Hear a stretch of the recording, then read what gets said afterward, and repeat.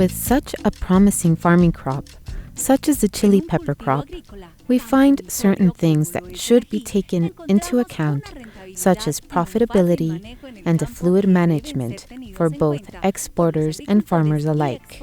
On our journey to Unión, a municipality of Valle, Colombia, we find chili pepper crops. These crops will help us learn the activities that are needed in order to understand what a successful production for export looks like. A chili pepper crop is profitable only if exposed to the right conditions for optimum growth, especially since it requires a lot of nutrients in order to obtain the required production levels previously established. The harvest begins after 4 months and continues on to 12 or 13 months. An adequate ripeness and selection is key to obtaining a successful product, which should be hand-picked once the seed is completely red. After the harvest has been done and the peppers weighed, they are available for grinding. There, they are gathered, and in each basket, depending on its weight, 8% salt is thrown on it and later ground. After the grinding, it's deposited in pails or containers of 200 liters.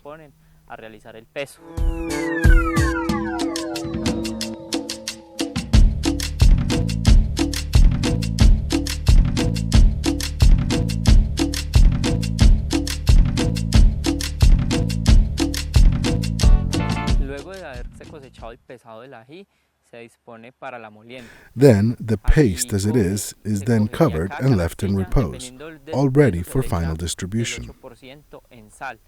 The pepper market is ready for exportation, mainly to the U.S.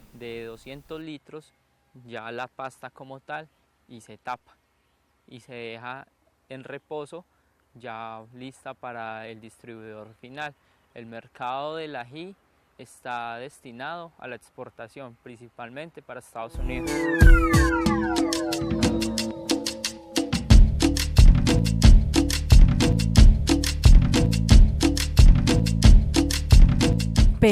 How can we get an excellent product for exportation?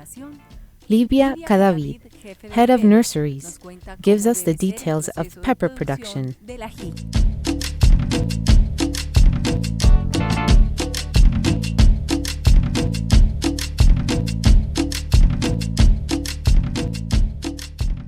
Well, the planting process of chili peppers inside the Grajales nursery begins with us extracting the seed that we had previously removed from the company's property. The best plant is chosen from which to extract the fruit. The fruits are taken to the nursery, and it is there that the process of seed extraction takes place. This process entails opening each pepper and extracting the seed from each fruit. You should take out the seeds right away using gloves, mouth coverings, masks, and aprons. A person should be well covered because the peppers sometimes cause allergies, causing swelling and other reactions. That's why we try and get men to work here, because the skin of women is much more delicate. Once the seed is extracted, it should be washed with a saran until the seed becomes almost white in color. Then it is let to dry in the shade. When the seed is dry, it is given a treatment with Vitavax, which is made up of 50 grams per kilo of seed. Then we go on to planting. Planting is done using trays of 128 pockets, using moist peat. The peat should be at the point where if you squeeze it, a drop of water should fall out. This is ideal condition for using peat, so that the air can circulate. It is important the seed not drown due to too much humidity. Here we are planting peppers and treating the crop to Vitavax. When it is air-dried, it is treated with Vitavax to protect it. Here we are planting peppers and treating the crop to Vitavax. When it is air-dried, it is treated with Vitavax to protect it from pests. This is the process with which we begin the planting of the crop.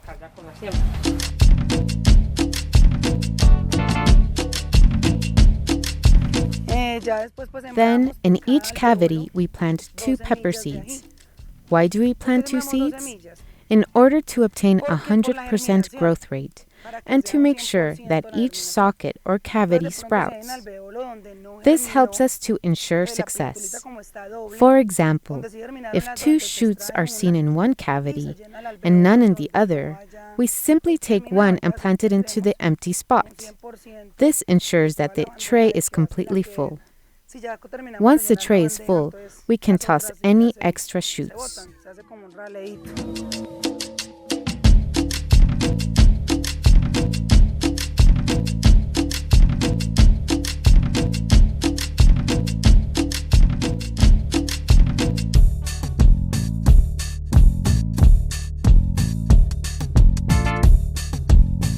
Afterward, when the trays are filled and spread about, they are brought here inside the greenhouse where the process will take place.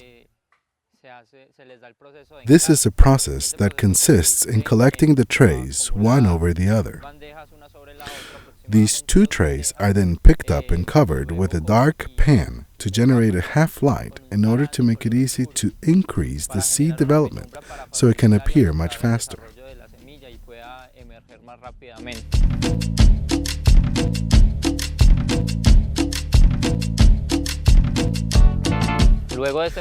After this process is finished, anywhere within 5 and 7 days, the lid is removed and arranged so that you can see how the seeds already are beginning to sprout from the substrate. Then, the irrigation is applied every second day, especially since the chili pepper crop is sensitive to too much water. A normal amount of fertilizer is used, that being at least twice a week. The process in the nursery lasts approximately between 40 and 45 days. Here, inside the greenhouse, certain conditions are maintained, such as higher temperatures. For example, if at this moment it is 35 degrees Celsius, which is the average temperature needed to obtain the best germination of the seeds and its development. But apart from this, because of the high temperature that is maintained within the greenhouse, the plants are becoming accustomed to not going out in the open, which would cause a strong thermal impact due to the fact that the average temperature in that area is 24 degrees Celsius. The fertilization process is done by immersion. This consists of taking the trays and putting them in a tub prepared in a nourishing solution consisting of 3 sources: calcium, nitrate, potassium nitrate, and phosphorus. The benefits of using these products for the plants is shown in the good development radicular, good plant structure, and formation of the same. 2 days before taking the seed outside, a final immersion is done with mushrooms to prevent any diseases, since they have already been established in the ground of the different prepared lots. In addition to this, an insecticide is applied in order to be able to control the soil and the bits of carrier worms that could affect how the plants stand up when they're planted.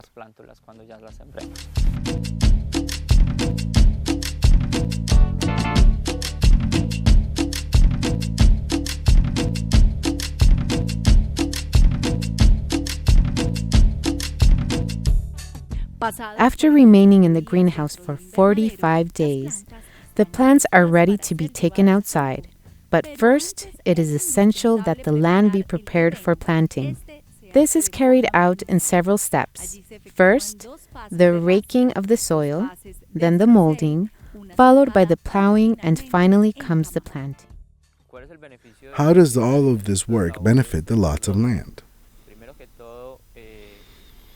First of all, this enables the ground to spread so that it becomes more loose, which allows the plant a better hold. Next, furrows are made with the plow so that the water would be available for drainage at the top of each lot to avoid a high phreatic level. Since it is known how easily this plant can become damaged due to the fungi that is present in the soil, and this is tenfold when there is a high humidity present.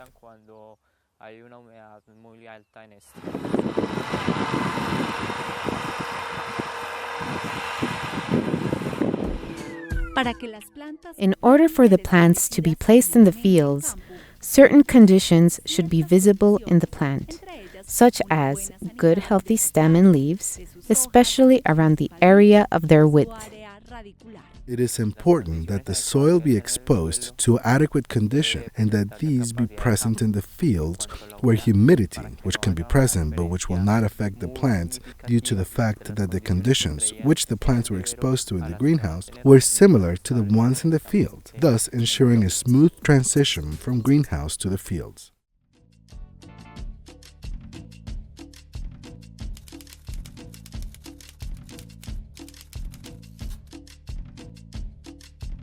The municipality of Unión is located northwest of the department of the Cauca Valley, in Colombia.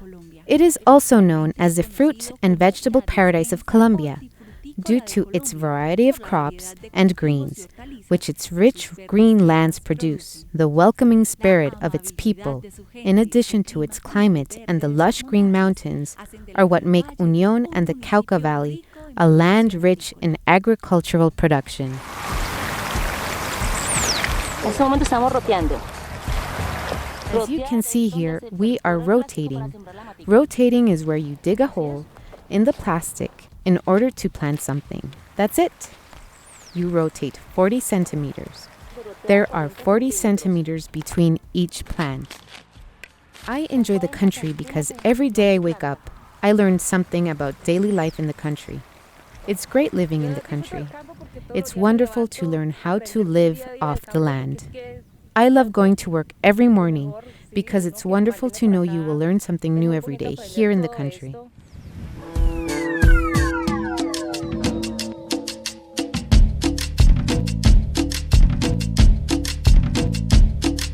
Me levanto y me vengo a trabajar contenta porque es algo increíble ver cómo aprende uno del campo del día a día.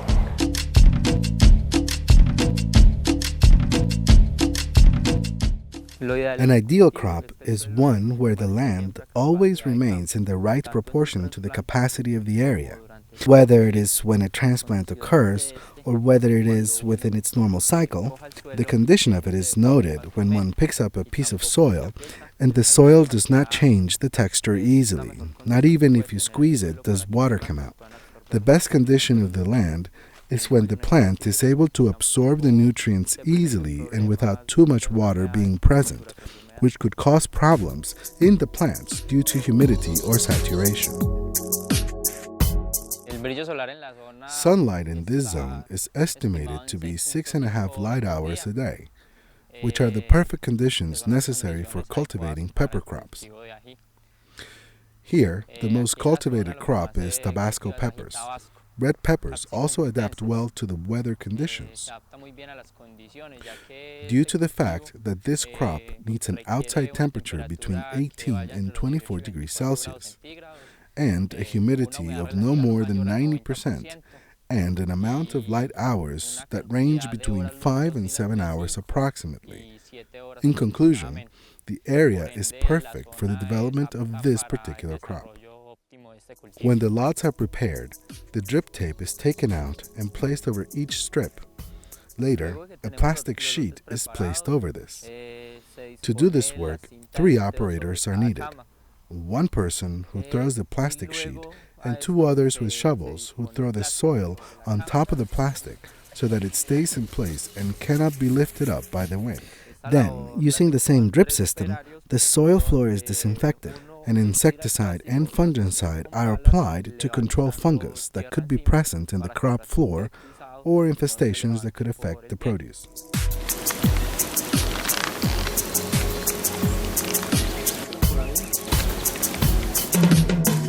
Then, using the same drip system, the soil floor is disinfected. An insecticide and fungicide are applied to control fungus that could be present in the crop floor or infestations that could affect the produce.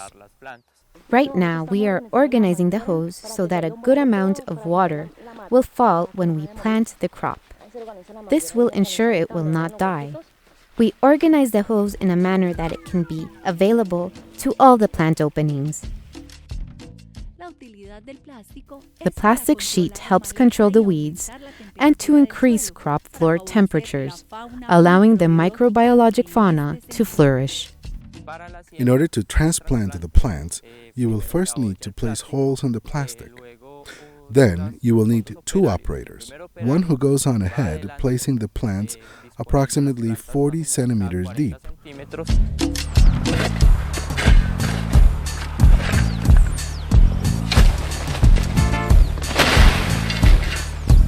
while the second operator, using a tool that they themselves designed, drill holes in the bottom of the soil floor where they can then deposit the plants one by one.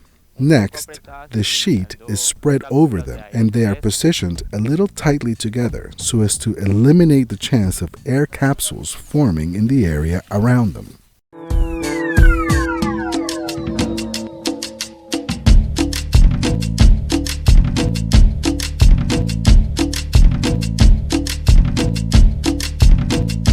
Las labores culturales en este cultivo.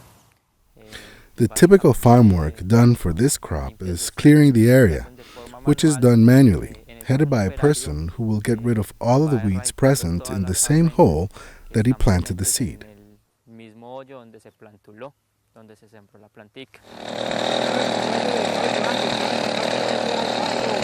This work is done in order to avoid the competition for sunlight and nutrients from weeds to occur.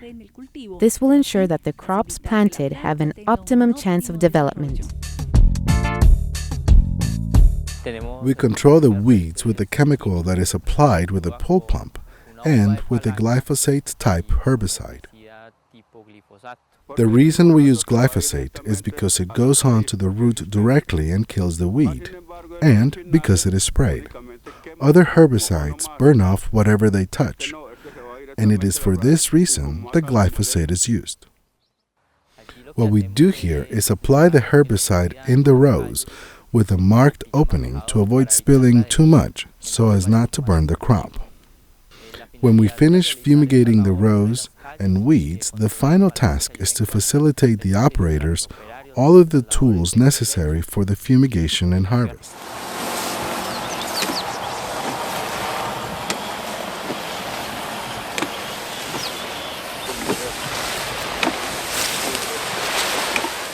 We have the available fumigations for hygienic controls done on the crops. What we do is recommend the amount of applications depending on the evaluations done beforehand, and also the incidence of sickness. If it is higher than 5%, one application is recommended. But if there have been severe attacks or plagues, we also recommend an insecticide application. In this way, we are able to prevent a severe attack of plagues or sickness.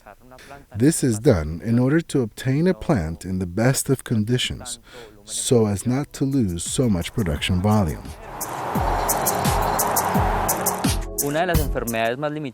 One of the most severe diseases for this plant is the Phytophthora. It shows up in the bottom of the soil, and we can see what happens to the plant over a period of time. Over a period of time, the plant slowly begins to dry out, with all of its parts spotting when you take out the plant.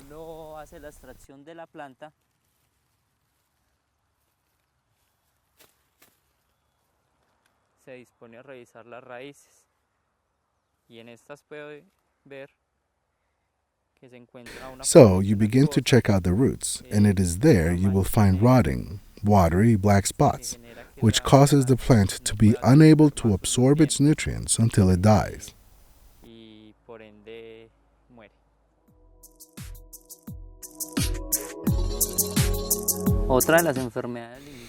Another limiting sickness for chili crops is alternaria. Alternaria causes some brown-colored spots that have a yellow circle, and in the middle, a grayish sporulation begins to form, which will not allow the process of photosynthesis to take place so that it can nurture its structures and fruit.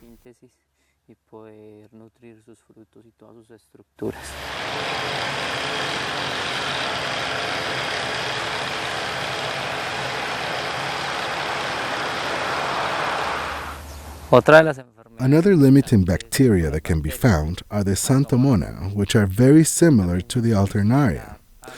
Their presence results in old-looking leaves and the reduction of leaves and generates defoliation. It shows up as a brown discolored spot with a watery halo, which causes all of the foliage to fall off from the plant.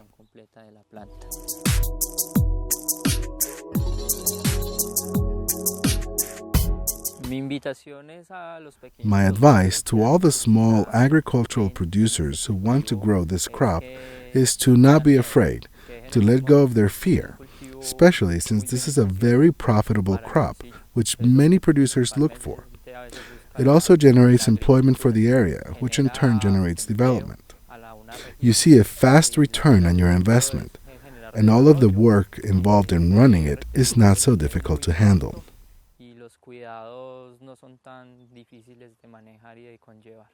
Colombia has shown itself to have favorable conditions to grow many different types of crops. Life in the country has been changed to one of opportunity and an alternative lifestyle, which provides for and strengthens the work farmers do, but above all, the work of the dedicated agricultural farmer.